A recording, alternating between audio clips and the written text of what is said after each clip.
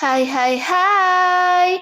Selamat datang kembali di channel Min Donghua. Kali ini kita akan melanjutkan cerita Donghua, Battle Troop di Heaven. Nggak pakai lama lagi, langsung aja kita ke ceritanya. Check it out. Pada saat ini, tombak bencana yang menyapu membawa kekuatan guntur yang dahsyat. Dia terus menyapu dengan liar ke arah titik cahaya yang terlemah. Bagaimanapun, tombak bencana yang dilemparkan oleh Xiaoyan, kekuatannya sungguh luar biasa. Karena avatar dewa asli sendiri telah mencapai 8 bintang. Meskipun dia belum bisa menembus dewa asli bintang 9, tapi kekuatan tidak jauh dari dewa asli bintang 9. Meskipun dia hanyalah avatar, namun dia juga dapat menembus dewa asli bintang-bintang. Jika digabungkan dengan tubuh Xiaoyan yang telah mencapai dewa asli bintang 3, mungkin Xiaoyan masih memiliki peluang untuk menyentuh ambang batas dewa asli di alam leluhur. Sekarang di bawah kekuatan jantung gunturnya sendiri dan kekuatan tubuh fisik Xiaoyan yang menakutkan, kekuatan tombak bencana ini tidak perlu diragukan lagi. Meskipun sebenarnya untuk menghancurkan formasi ini, Xiaoyan sama sekali tidak membutuhkan kekuatan sekuat itu. Karena adanya pembatasan pada pembentukan formasi pertahanannya tidak kuat. Asalkan bisa menghancurkan fondasinya, maka formasi ini bisa dipatahkan. Hanya saja Xiaoyan tidak pernah bertindak gegabah, karena di bawah kekuatan jiwanya, Xiaoyan bisa merasakan aura yang aneh. Jadi meskipun tebakan ini sepertinya untuk mematahkan formasi, namun nyatanya Xiaoyan ingin memaksakan aura tersembunyi itu keluar.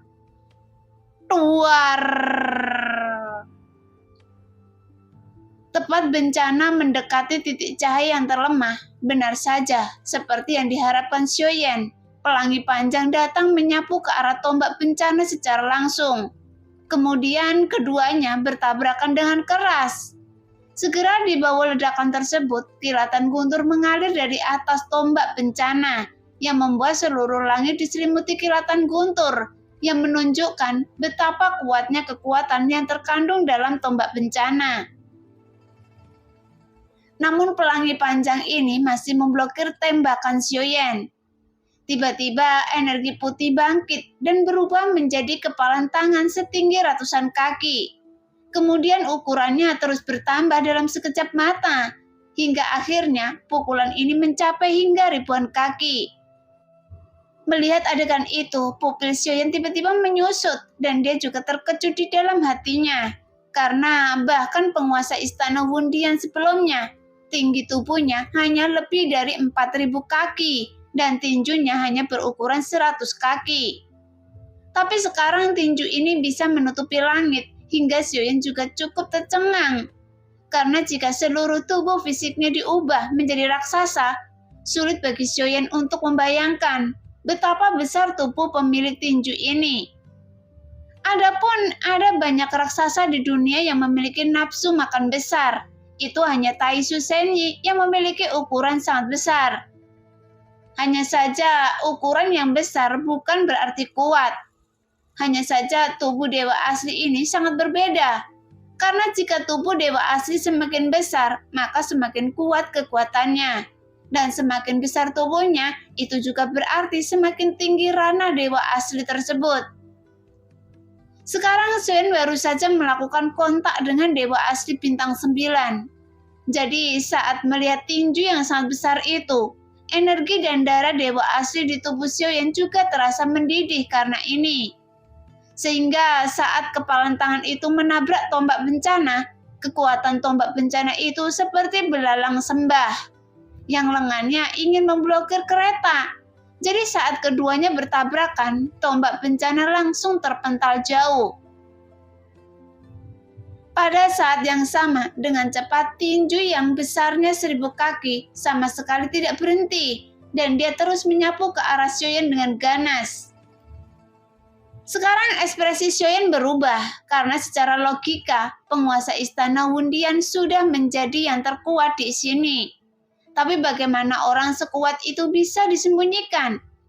Bagaimanapun orang itu sangat kuat, sehingga Xiaoyan tidak tahu bagaimana cara memblokir serangannya. Jadi Xiaoyan juga tidak berani lalai sedikit pun. Segera tanda Tuan Jahat berkedip di antara alis Xiaoyan. Kemudian avatar Dewa Asli Bintang 8 segera bergabung dengan tubuh Xiaoyan. Sehingga tanda bintang 9 dengan cepat muncul di antara alis Xiaoyan. Segera Xiaoyan meledak dengan energi dan darah. Kemudian tubuh Dewa Xiaoyan langsung membengkak secara maksimal. Meski begitu, dibandingkan dengan tinju 1000 kaki di depannya, masih ada perbedaan yang sangat besar antara tinju Xiaoyan. Tapi Xiaoyan tidak punya pilihan lain, jadi dia hanya bisa mengangkat tinjunya dan mengayunkannya. Hanya saja, Xiaoyan tidak bisa melakukan banyak persiapan untuk menggunakan pukulan ini. Dan Xiaoyan hanya bisa menggunakan kekuatan 6 keinginan di tubuhnya. Kemudian dalam sekejap, hati api dan jantung guntur melonjak dengan liar. Jelas Xiaoyan juga memaksimalkan semua kekuatannya sendiri sebanyak mungkin. Luar. Segera suara ledakan dari tabrakan tinju sangat menakutkan menyebar. Meskipun pihak lain tidak memiliki tubuh, tapi ini adalah satu-satunya pukulan yang bisa mengguncang dunia. Tepat ketika kedua tinju bertabrakan dengan keras, Xiaoyan juga merasa seluruh darahnya mendidih. Saat ini, Xiaoyan telah menggunakan seluruh kekuatannya untuk melawan tinju lawan. Bahkan 9 bintang di antara kedua alisnya juga berkedip-kedip dengan gila-gilaan. Namun meski demikian, dalam konfrontasi semacam ini, itu hanya berlangsung beberapa saat. Kemudian Xiaoyan memuntahkan seteguk darah dan terdengar suara retakan dari tinjunya. Dengan cepat, seluruh kepalan tangan dan tulang tangan Xiaoyan juga hancur, sehingga tinju raksasa besarnya mencapai 1000 kaki terus mendekat. Pada saat ini, seluruh lengan Xiaoyan sudah tidak dapat menahan tekanan berat dari tinju tersebut, sehingga lengannya tiba-tiba meledak. Bagaimanapun, semua konfrontasi ini terjadi begitu cepat, sehingga Xiaoyan tidak punya waktu untuk bereaksi. Lagi pula, Xiaoyan sendiri bahkan tidak melihat siapa musuhnya. Namun pukulan ini sepertinya bisa menghancurkan Xiaoyan hingga berkeping-keping. Setelah lengan Xiaoyan meledak, wajah Xiaoyan tampak pucat. Kemudian sosoknya langsung melesat ke belakang. Sebenarnya dalam konfrontasi ini bukan karena kekuatan tubuh fisik Xiaoyan yang lemah, tapi serangan dari Dewa Asli di depannya 100% melampaui keberadaan seperti penguasa istana Bundian. Jika tinju 1000 kaki ini benar-benar milik dari sosok Dewa Asli, maka sosok ini mungkin keberadaan Dewa Asli terkuat yang belum pernah dilihat Xiaoyan. Sial, tinju ini sama sekali tidak ada tandingannya. Sialan, mengapa semua lawan yang saya temui monster seperti itu? Seharusnya secara logika, dengan kekuatan Dewa Asli Bintang 9 saya, biasanya tidak ada lawan yang bisa menandingi saya di keabadian Kaisar. Dan dengan kekuatan saya saat ini, sudah cukup untuk menjadi tak terkalahkan. Sekarang, Xiaoyan merasa pahit di hatinya. Sebelumnya, saya tidak pernah berpikir jika saya menghancurkan formasi ini, saya akan memprovokasi keberadaan yang begitu menakutkan. Dan sekarang saya semakin sulit untuk melepaskan diri dari harimau ganas ini. Dan saat ini saya masih harus menghadapi serangan di depan saya. Tidak hanya itu, saya bahkan semakin terjebak oleh formasi tersebut. Tapi masalahnya sudah sampai pada titik ini, jadi saya harus bertarung. Mata Xiaoyan sedikit menyipit dan segera mengambil keputusan. Karena meskipun keberuntungan dari kehendak Dewa Iblis Abadi hanya yang terakhir yang tersisa.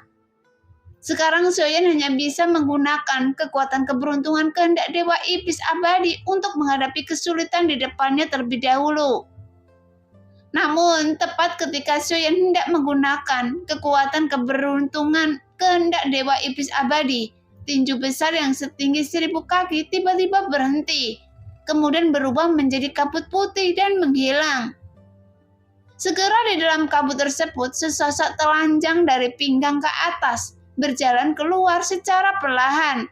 Tapi seluruh tubuh orang ini berwarna emas gelap. dengan garis-garis otot pada tubuh sangat sempurna hingga ekstrim. Tampaknya setiap jengkal otot tersebut mengandung kekuatan yang mampu menghancurkan segalanya. Hancurkan semua makhluk hidup. Apakah Anda yang melepaskan saya? Dalam kabut putih, sosok emas itu mengangkat mata emasnya, kemudian menatap Xiaoyan sambil berbicara perlahan. Hancurkan semua makhluk hidup. Saat ini, Xiaoyan merasa dia salah dengar. Jadi dia menatap pria di depannya dengan curiga. Karena tidak peduli apapun menghadapi pria kuat seperti itu, Xiaoyan juga harus mengepalkan tangannya terlebih dahulu sebelum berbicara. Hah? Apakah Anda menghina saya dengan menghancurkan semua makhluk hidup? Saat ini suara itu keluar lagi dari mulut pria di depan Xiaoyan. Kali ini Xiaoyan mendengar dengan jelas dan bisa memastikan apa yang dia teriakkan memang untuk memusnahkan semua makhluk dan bukan untuk merawat semua makhluk. Senior, siapa Anda? Tidak peduli siapa yang diteriakkan oleh Anda, apakah sekarang kita bisa dianggap sebagai teman lama? Jadi sebaiknya luruskan sedikit pinggang Anda. Xiaoyan berkata perlahan. Itu benar, Anda tidak pernah menganggap serius kekuatan saya. Namun kreasi yang Anda inginkan tidak bisa sesuai dengan keinginan Anda. Karena sayalah yang menciptakan tempat ini. Mendengar itu, Xiaoyan tertegun sejenak, lalu dia menjadi tenang. Kemudian Xiaoyan merasakan aura aneh terpancar dari sosok di hadapannya. Meskipun ini bukan kondisi jiwa, tapi tidak ada energi dan darah yang terpancar darinya secara akurat. Artinya, jadi kemungkinan pihak lain mungkin tidak memiliki tubuh fisik yang nyata, tapi dia tetap ada di sini dalam beberapa cara. Hancurkan semua makhluk hidup. Saya tidak menyangka bahwa Anda juga akan mengambil tubuh avatar dewa asli saya. Saat ini, pria itu terus berbicara, yang membuat Xiaoyan semakin bingung karena dia memanggilnya dengan sebutan membunuh semua makhluk hidup. Senior, bolehkah saya bertanya pada senior? Sebenarnya siapa yang menghancurkan semua makhluk hidup? Xiaoyan menangkupkan tinjunya dengan hormat untuk menunjukkan bahwa dia sama sekali tidak bermaksud tidak hormat padanya. Mungkinkah Anda bukan tuan jahat? Sosok emas itu juga justru dipertanyakan oleh Xiaoyan. Namun Xiaoyan juga tiba-tiba mengerti bahwa yang disebut hancurkan semua makhluk hidup ini ternyata adalah nama panggilan lainnya Tuan Jahat. Hanya saja nama ini terdengar menyenangkan dan kasar. Nah, demikianlah cerita hari ini. Terima kasih yang sudah menonton video Min Earth sampai selesai. Sampai jumpa di video selanjutnya. Bye-bye.